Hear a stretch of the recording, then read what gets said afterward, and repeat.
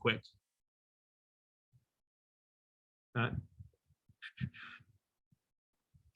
All right, so just kind of digging into what I just mentioned, we've relied on a great degree of self-certification for this program. It's been empowering for users because they're avoiding lines back and forth with folks. It's been a challenge because if they've affirmed something's correct incorrectly, then it can result in modifications on the back end. What you're seeing here may be familiar. This is the Shared Spaces Manual. One thing I'd like to point out, most of the specs in this manual predated the pandemic. I know there's been some discussion about this manual, the number of pages. This is the graphic novel iteration of our rules and regs. If we just give you the text wall with bullet points and like Roman numerals and like italicized little case or lowercase letters, your eyes gloss over. So the planning team collaborated with agencies here to ensure that we could provide visual demonstrations. Don't be intimidated by this manual. It is your friend. Next slide, please. Also, just to be totally transparent, these are going to be 3 of the core issues that inform our review and guide our practices. Accessibility, which is never to be compromised, and is something that we're going to be very transparent about putting up front. If it's not accessible, it's not acceptable. Fire safety, which is a life safety issue. I can't enjoy myself if I'm imperiled. We're seeking to assist our users in creating spaces that can be enjoyed safely, and that even when they're not being enjoyed, don't inhibit the ability of our first responders to conduct their duties. And then sightlines, which also ties into the next 2. If I can't see you and I'm coming into an intersection, I can't assure that you're safe, and I can't assure that that intersection is accessible or the site is accessible. Sites that are proximate to busy intersections definitely get the short straw in this one. Visibility is more important than if you're mid-block to that extent. Next slide, please. We've got some basic slides that speak to those issues that we just outlined: the ADA access, the first responder access, and intersection safety. Visibility above 42 inches is a recurring one. You can't exceed 42 inches of height. We get a lot of, but what about, but what about, but what about? The answer is always no. 42 inches is 42 inches is 42 inches. And there's not an exception that would enable a first responder to see through an opaque object that exceeds that standard. That's why it's there. Additionally, the 3-foot access gap, we've seen a lot of folks where there was good intent in that they provided a gap.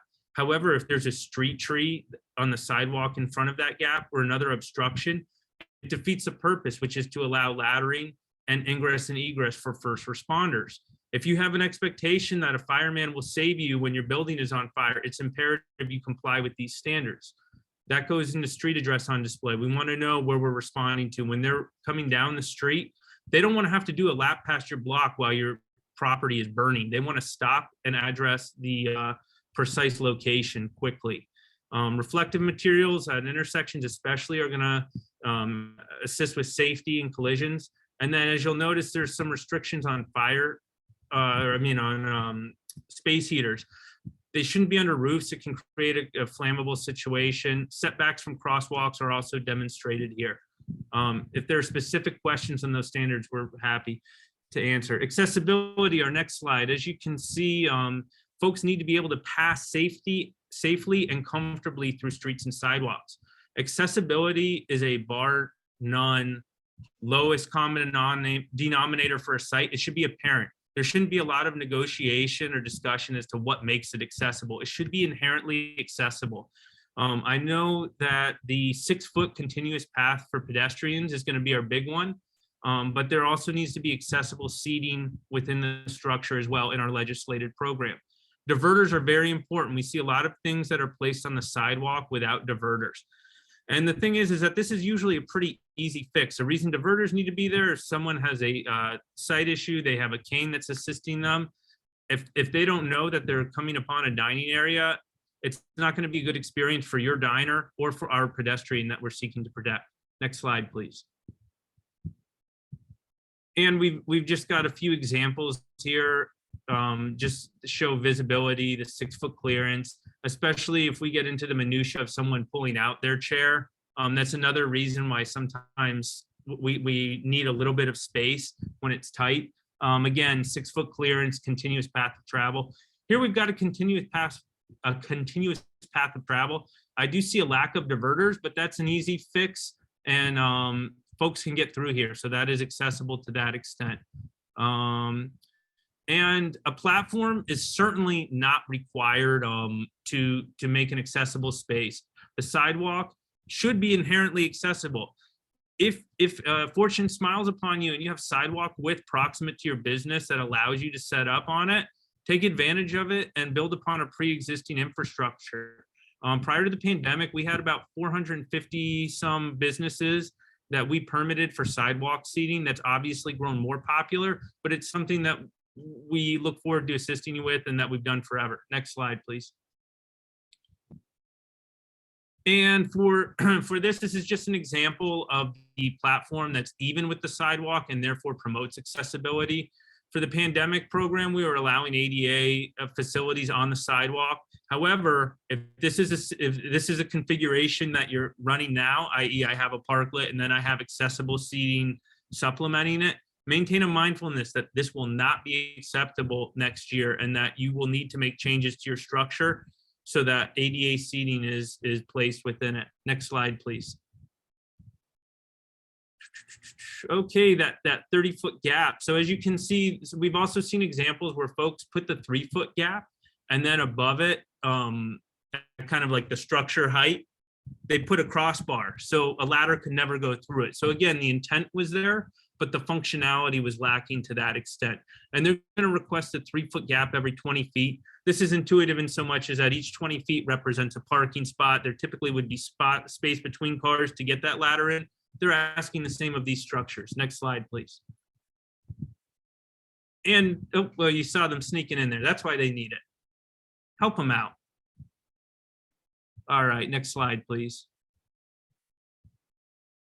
And these are just some, like highlights for children, Goofus and Gallant. We got an unimpeded gap goes all the way up, straight to ladder. We have other structures in which there's no gap at all, or the crossbar would prevent laddering. Hopefully those images that Annie just threw up there, the firefighters getting into the site, illuminate, the necessity of this requirement. We want those gentlemen, A, to never have to visit you, but B, if they do, that they can do their job functionally. Next slide, please. Okay, and then we have again, some good intent, but some challenges. The placement of tables and chairs within that path of travel, the first responders aren't going to be able to get through it. Beams, cables, any other type of obstruction that you could put there,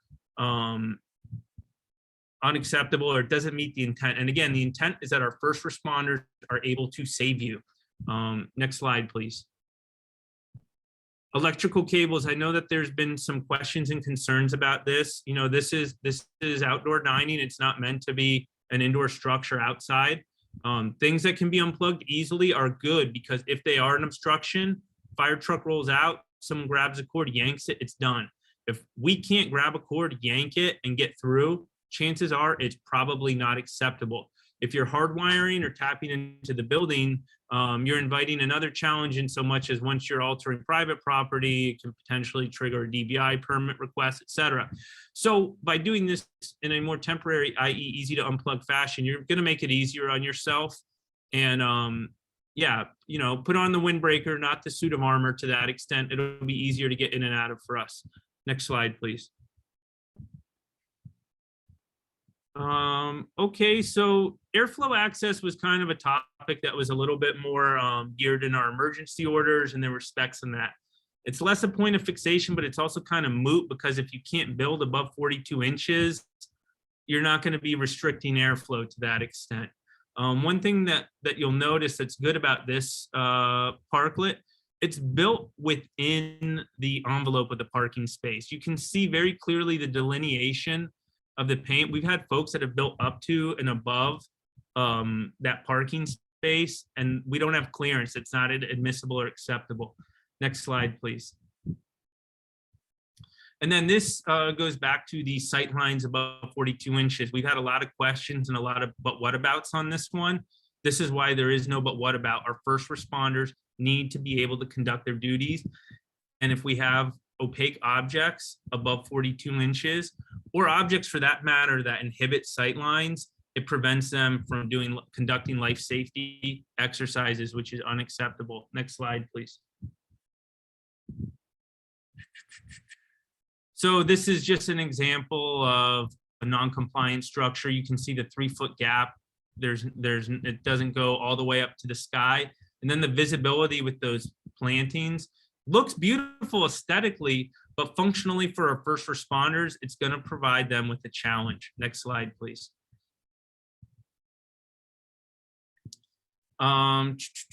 This is good. You can see that barrier. It's good for safety because it's going to prevent pedestrians from just jumping out into the middle of a street segment. But alternately, when fire arrives, they can remove that easily and get in there. And also that gap, there's nothing above it. So when they ladder, they're going to be able to. Next slide, please. That 3-foot gap, again, you've got a roof over it. And there are barriers there, but if I were visually impaired, I would likely not be aware of them. And I could walk out into the middle of the street segment. Next slide, please. This one is going to be challenging for a few reasons. It looks like there's no 3-foot gap, no addresses displayed. So this would need to be broken up with a floor to air gap. And we'd add some reflectors and an address on it as well. Next slide, please. So some folks, based on sidewalk width, have an ability to have some type of canopy or roofing on their structure. And the reason that this is predicated on sidewalk width also goes back to our first responders and the angles that they need to drop ladders against buildings. Heaters should not be under a roof at all. So please make sure that there's open space around them. Next slide, please. And that's just an example of a compliant use of a heater. Next slide, please. That's a non-compliant use. Another thing worth noting, propane cannot be stored in the public right-of-way for various safety reasons, also worth noting. Next slide.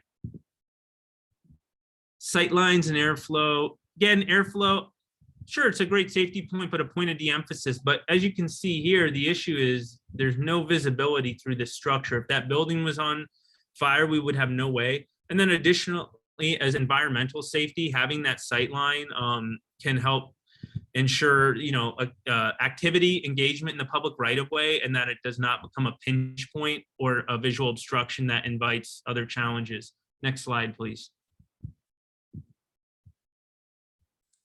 And I don't know. I think I'm done with this one. I'm going to hand the mic over to Monica Munowich from MTA. Thank you for your time. And again, it's been a pleasure and a privilege to serve you on behalf of myself, Kelly Albers, Iyabo Williams, Mary Alabella, and the Public Works permit team. Thank you very much.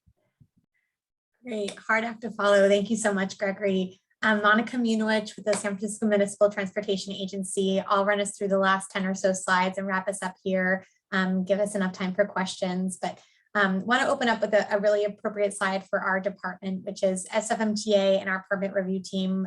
When we assess applications for parklets for use of particularly for the curb lane, we are looking at footprint eligibility. So we're looking at things like the whole street needs, where we need to serve transit, where we need to serve loading, where we need to serve safety and visibility and sight lines, bicycle, pedestrian access. So we refer to what's called our agency's curb management strategy. This was just adopted actually in around February of 2020, right before the pandemic, and has been a wonderful guiding framework for us to make our decisions and sort of our thought process for how we assess and prioritize competing needs on the curb.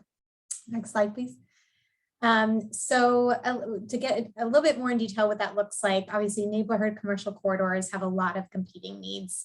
And early on in the pandemic, we were able to sort of in a state of crisis, reallocate space and allow parklets to expand and take up a lot of footprint simply because we didn't have as many competing needs. Transit was, for example, not activating certain commercial corridors as the economy is recovering and we look to a more sustainable part of the program and the permanent program, we need to restabilize and rebalance the curb. And so what that looks like, our loading zones, for example, we go out and assess where are their current yellow, green, white zones, passenger loading, commercial loading, where do they need to be restored, where do they need to be relocated, and similar transit zones where is transit coming back, we need to ensure that space is available for boarding and lighting. So these are all things that we assess unique to each block face, sort of the unique needs of that commercial corridor. And we'll be sort of looking through when a parklet, a business expresses a desire to continue on in the permanent program, sort of how we can manage that space with the competing uses. So one in particular, I mentioned transit, I mentioned loading. A really high priority one is daylighting, and want to call that out first because that is on the high priority, kind of how Gregory talked about before, the accessibility and the fire safety. Daylighting is something that we're inspecting for now. So that's that clearance that's required at an intersection. We like to see 20 feet daylighting clearance at the sort of entrance of an intersection, and the far side about 8 feet is our standard. So we're going out and starting to communicate with folks around that, really to ensure that you have that visibility, and for competing turning movements at an intersection for anyone of any size and ability crossing the street to be seen, and ensure that safe maneuver. So that's citywide best practice. It's called daylighting, and sort of definitely shared spaces, how it impacts and where they may have been built out in that space. The last few slides I'll run us through are all things you'll see on the top right, April 23. These are things that are will be enacted and part of the permanent program. So they're not something, if you're a business today that has a parklet that needs to accommodate, but needs to be planning for in the future. So these are things like the 2-space cap. This is a new parameter where 2 parking spaces or 40-foot max for linear for parallel parking, to help us sort of rebalance the street and ensure other maybe businesses that want to have parklets have that desire to do so, or if we need to bring back space for a bus zone, for example. So 2-space cap. Next slide. Another one to call out is another 3-foot requirement. Gregory spoke to the 3-foot requirement in the middle of a parklet, in what's called sort of the gap for every 20 feet. There's also 3-foot requirement at the end of a parklet. And this is similarly for emergency access. So same sort of thinking, but really to address the gap that wouldn't happen without this, if you sort of have parklet next to parklet next to parklet. So every parklet will have a setback requirement 3 feet within your marked parking space, separated by a sort of a curb. You see in that picture in the left, there's a wheel stop, as well as potentially some delineator posts to make sure there's that clearance so an emergency personnel or ladder can get through. Another thing to call out as sort of new with the program moving forward are these 3 tiers of parklets, the public parklet, the movable parklet, and the commercial parklet. So this merges the public parklet that existed pre-COVID into the shared spaces program, so that use case and typology is still around and available, but yeah, it's merged in. So that's 1 tier and has 1 fee. This idea of a movable commercial parklet, which is where you would put out barricades and tables and move them back in when your business is not operating. So this allows the curb to serve many purposes and go back to, say, loading or parking when not used by the business, and then the commercial parklet, which of course is one of the most popular we see out there today. So this slide just sort of summarizes what those 3 look like, and just want to call out that all of these have to have some amount of public access. Whether you're the public parklet, your entire thing is publicly accessible. Even sort of the movable and commercial parklets are required to have public seating within the footprint of your parklet. Next slide, I think we have an image. Oh, actually, I do have an image, but before getting to that, I'll explain that a little bit further. The 3 tiers, I mentioned fees before, which Robin mentioned early in the beginning, wouldn't start till next spring, but this is what they look like for the 3 tiers: $1,000, $2,000, $3,000 for a permit application fee for a year for 1 parking space. If you expand and have a second parking space, there's that fee there for a larger space. All of this there's a half-off fee waiver if your business earns less than $2 million in reported receipts for that year. So Yeah, so there is an opportunity for businesses that relates to have a smaller fee. This is what the sign will look like for public seating. Every parklet will have something like this to mark the space that is publicly accessible. So again, even for your movable or a structured parklet within your footprint, within every 20 feet, you'll have this this new requirement, this new space seating and a sign in that space for non-business patrons to be able to use. Next slide. Drainage, kind of a really important one we hear a lot about, but very important for the sustainability of the program, will be a parameter enforced next spring, is having that appropriate channel, 6-inch wide gutter from your parklet that ensures proper flow of debris and water, and that it doesn't pile up and cause a huge dangerous situation of parklets floating down the street. So really important. Next slide, 6-inch by 6-inch. And you can see what it would look like. Unfortunately, the situation here doesn't have that 6-inch gap between the curb, and there would be no way for water to get through. This is what we want to see. Nice, clear, and open. Next slide. Yeah, another example. This is like not quite a movable parklet, but a little bit less of, you don't even need to have a structure on the ground, but you're still able, or sort of a platform, sorry, on the ground, but you're still have that, that clearance for gutter. With that, the last slide, you made it all the way to the end. Thank you so much. On behalf of MTA and the whole project team, we're excited moving this next phase with you all. We're here to support you, and it's been a long 2 years, but we look forward to stabilizing in the permanent program. Thank you.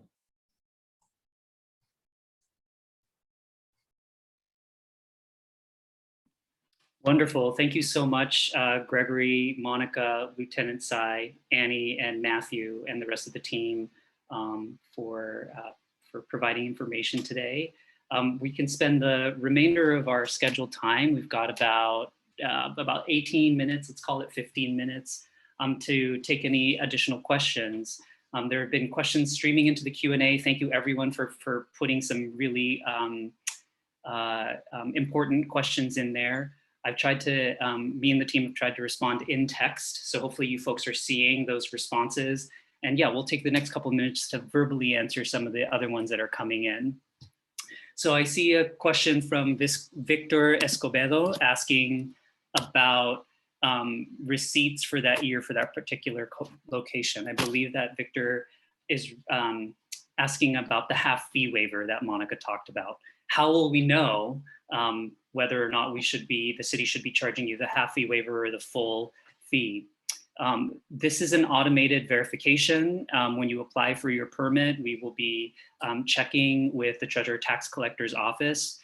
They will be able to tell us in your last taxable year what your gross receipts are. So again, if the Treasurer Tax Collector says that this location, this business at this location grossed under 2 million, then you'll qualify for the half fee waiver, and that's what will show up on your unified license bill. And you're correct, it is for that particular location. So some of you have multiple locations, you have DBAs and have many locations. We are just looking at gross receipts associated with the location where that parklet will be. David Lee asks, does public seating for all mean we can't lock up our parklets at nighttime anymore? This is a really great question, David. And the Board of Supervisors deliberated this a lot, and they actually established a rule when they legislated in July of 2021. So what the legislation states, what code now says, that starting in April 2023, after the pandemic program sunsets, that parklets can be secured from vandalism overnight between the hours of midnight and 7 a.m. Between the hours of 7 a.m. and 11:59 p.m., parklets, the code states, need to be open. So folks, many of you might have been listening or paying attention at the time as this debate was going on at the Board of Supervisors, again, who sets this rule and has set the current rule. So public seating for all means that there needs to be at least one, for folks who are operating a commercial parklet, if that's a type 2 or a tier 2 a type 3, tier 3, a movable or a fixed commercial parklet, need to have a portion of their footprint, a bench, let's call it a bench, that is accessible to anyone. So hopefully that answers your question there.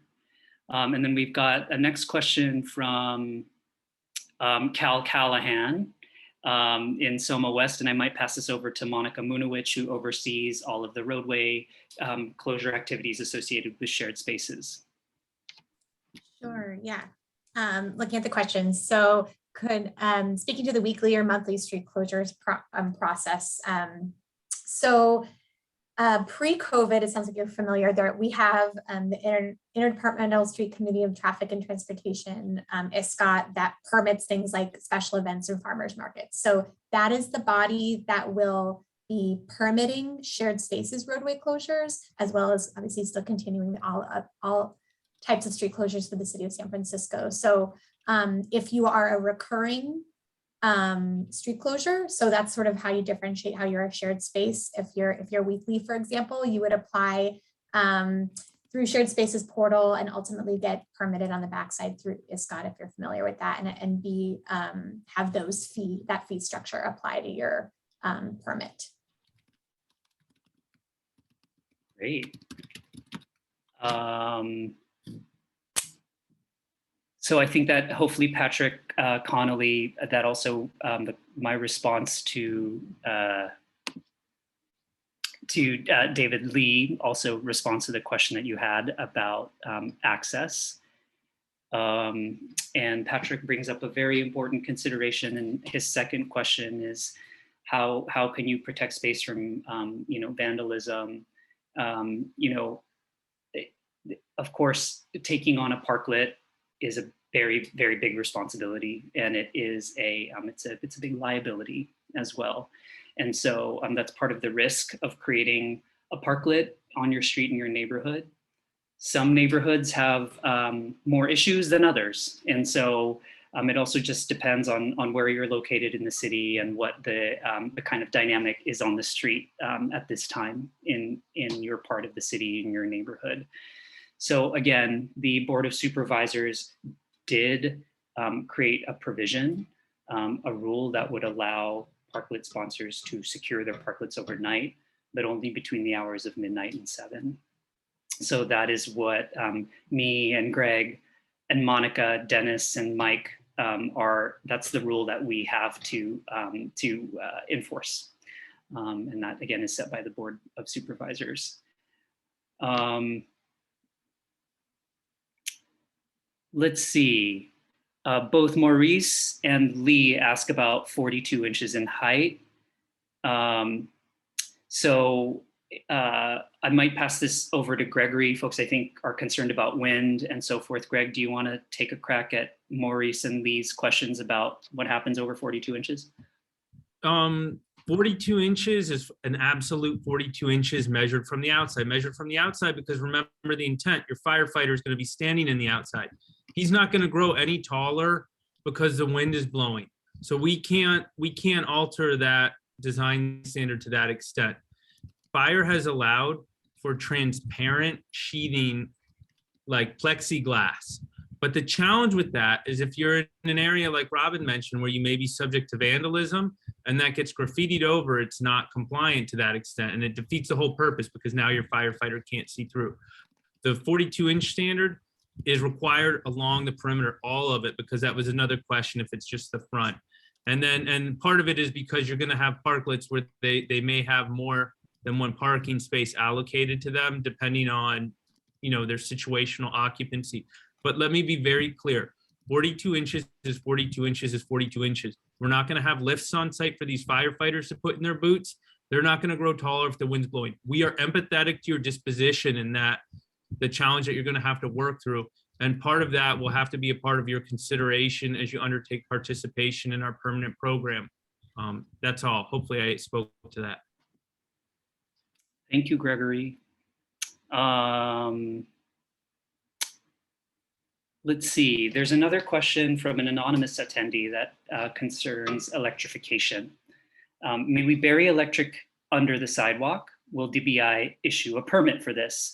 So this is not, because this is in the sidewalk, Public Works regulates and issues permits for anything that happens there. So we showed examples of of ways that you can bring electricity to your parklet.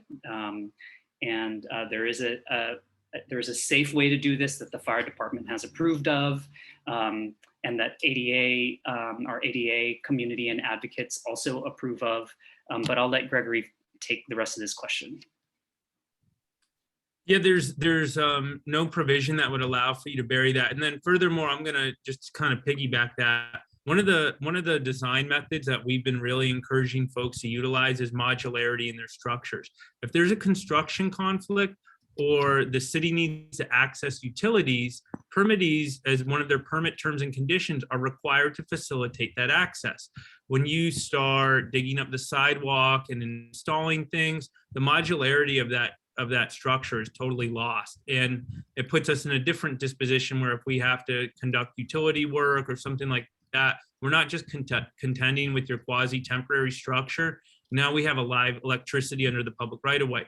It's going to require an additional, like, the permitting for that would be some type of a major encroachment. It could be subject to board approval. It's not a part of this program, and it's impractical for a variety of reasons, both for the user and for public agencies.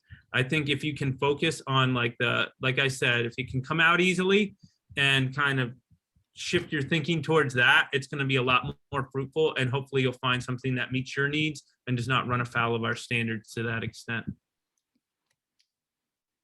Thank you, Gregory. Let's see, I'm skimming the Q&A for fresh questions that we have not already addressed. One anonymous attendee asks, what is the reason for removing the shared spaces private lot permit? I had answered this.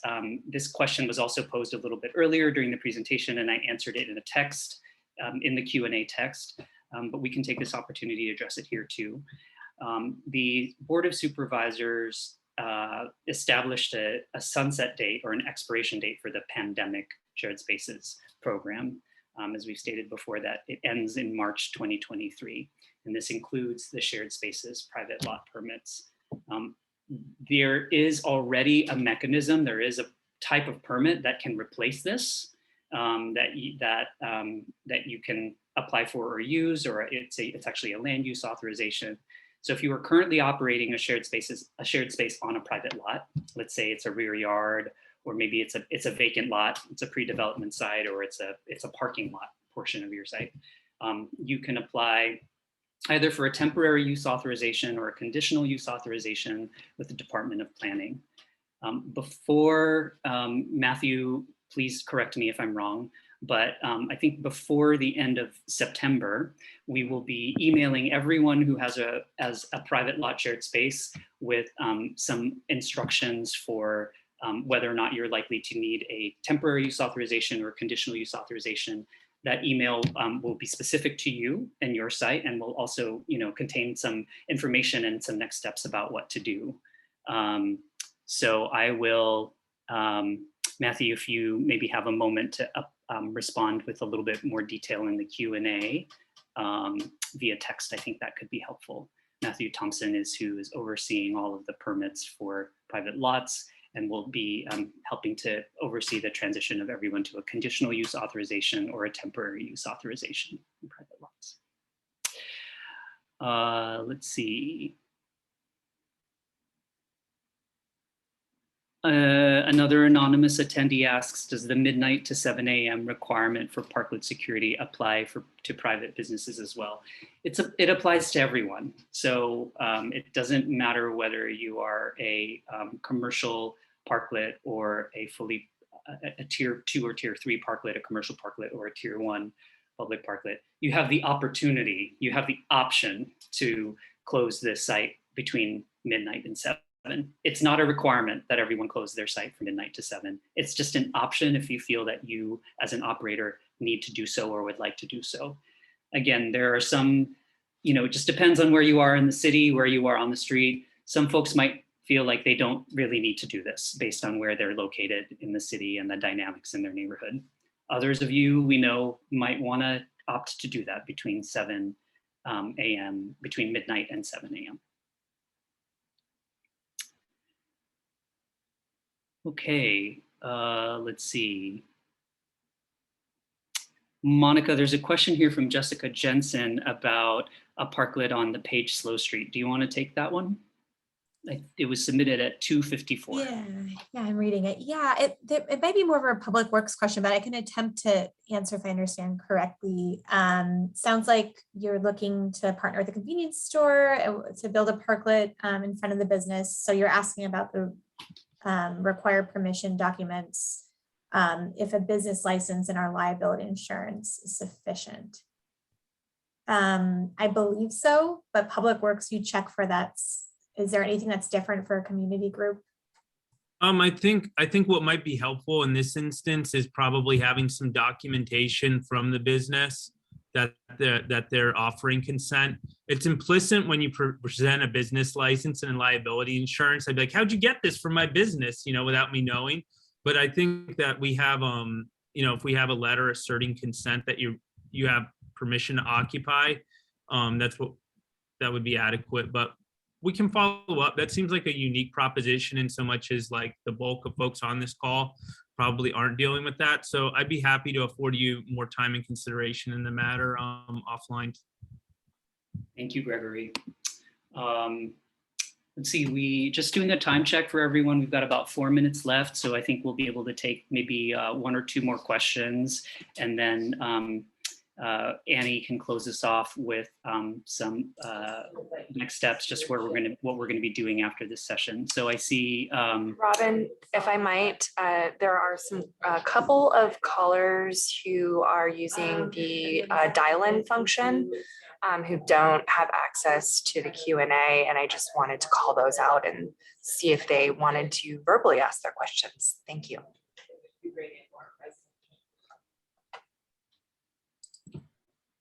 Annie, how do we allow those folks to take a minute to pose their question? I just allowed the 2 callers to talk. Great. I'm going to unmute the number ending in 233 first, and then we'll go to the caller with the number 771.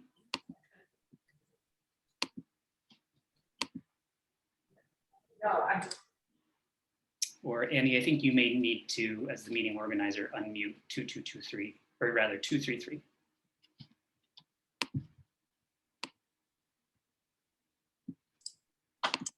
I've given them permission to talk. Maybe they don't have any questions.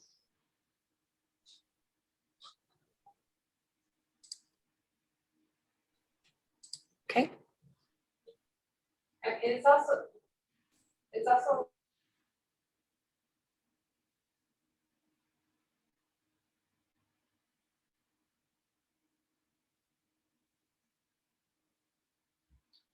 Okay, I think then what we'll do is we'll just move on to answering a couple of the a couple other questions in the Q&A. And for folks who called in, sorry that we're not able to have you verbally address your question to us.